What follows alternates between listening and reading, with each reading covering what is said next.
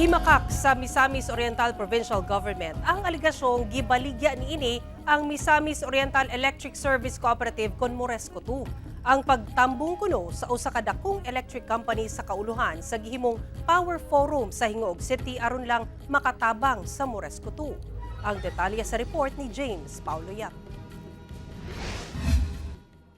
Giklaro ni Misamis Oriental Provincial Administrator John Venice Ladaga nga dili tinuod ang nagkatag nga impormasyon nga gibaligya ni Misamis Oriental Governor Peter Onabia ang Misamis Oriental Rural Electric Service Cooperative kun MORESCO 2. Apan giangko ni Ladaga nga adunay usa ka dakong electric company nga gikan sa kauluhan ang misalmot sa gipahigayon nga Power Forum sa Hingog City niadtong adlong Biyernes nga giorganisa sa probinsya. Walay joint venture agreement nga pag-isgutan dito. It just presented during sa presentation sa Meralco para makatabang po sila sa mga cooperatives.